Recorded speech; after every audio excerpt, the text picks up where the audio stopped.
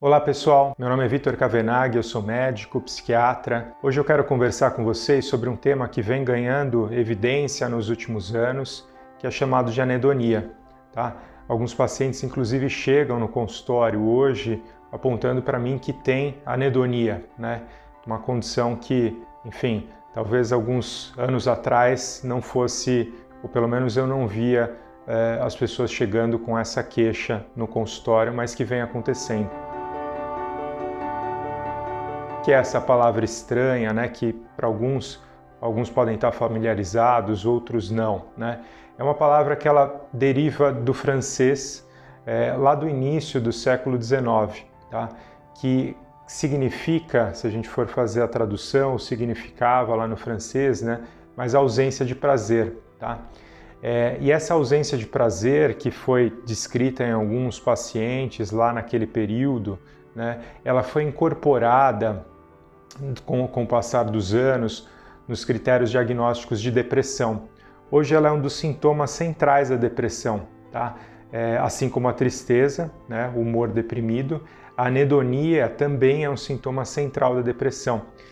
Como a gente sabe que a depressão é um quadro bastante heterogêneo, bastante diferente, as pessoas têm quadros de depressão diferente entre elas, né? Uma pessoa pode ter um quadro completamente diferente de outra e a gente pode ter dezenas, centenas de possibilidades de quadros de depressão diferente, né? Mas a anedonia é um sintoma central, né? Que a pessoa ela pode se apresentar com anedonia e não ter tristeza, né? Então a pessoa e às vezes as pessoas confundem, né? Putz, mas a pessoa não está triste e ainda assim está com depressão, né? Mas isso é possível, né? Dentro dessa definição, dentro do critério diagnóstico que a gente define para o diagnóstico da depressão, tá? E o que seria então a anedonia? Como que ela se manifesta? Como que a gente poderia detectar, seja na gente ou seja em entes queridos, pessoas próximas da gente?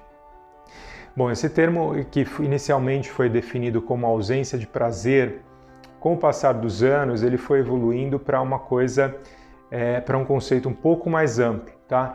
Então, além da ausência de prazer ou da perda significativa da capacidade de experimentar prazer, a pessoa ela também pode perder o interesse nas coisas, tá? Então, a anedonia talvez a gente possa dividir ela em dois ramos, né?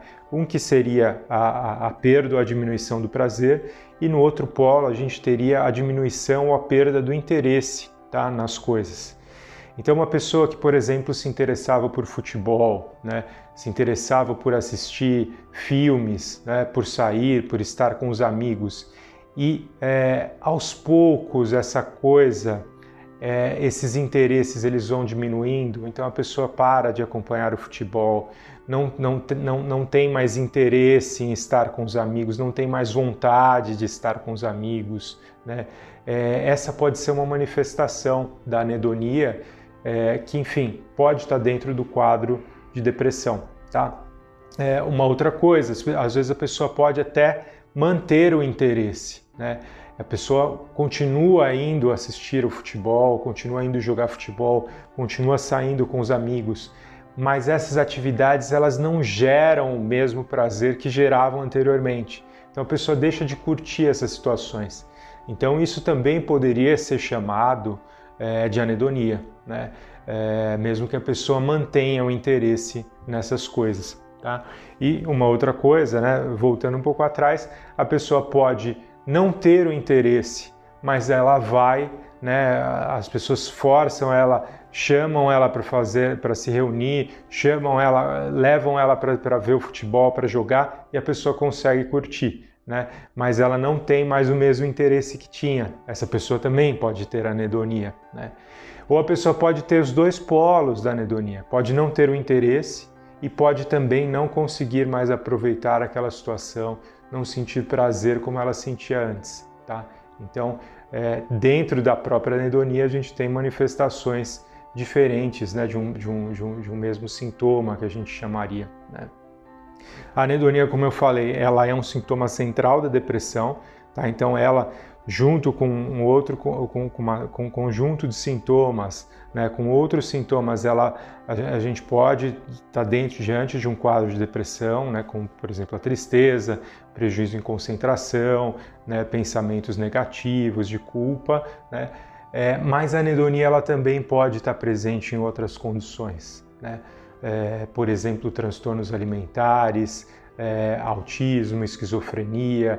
A anedonia ela também pode estar presente, então ela é um sintoma que a gente chamaria de transdiagnóstico, né, que ela faz parte de outros diagnósticos. Então não significa que a pessoa tem anedonia, que ela tem depressão, né?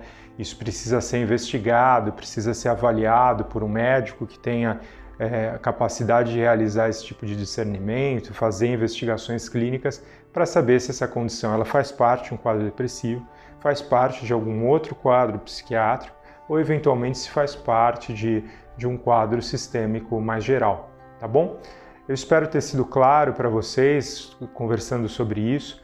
É um sintoma que, enfim, pode ser uma pista, né, que muitas vezes as pessoas não percebem, mas que, como eu disse, pode estar presente em uma série de quadros psiquiátricos, dentre eles a depressão, e que se a gente puder estar atento dentro da nossa família, no nosso círculo social, e estar atento às pessoas, né, muitas vezes a gente pode detectar uma ou outra pessoa que tem esse sintoma e que possa necessitar de ajuda e se beneficiar de uma avaliação médica, tá bom? Agradeço pela sua atenção e até a próxima.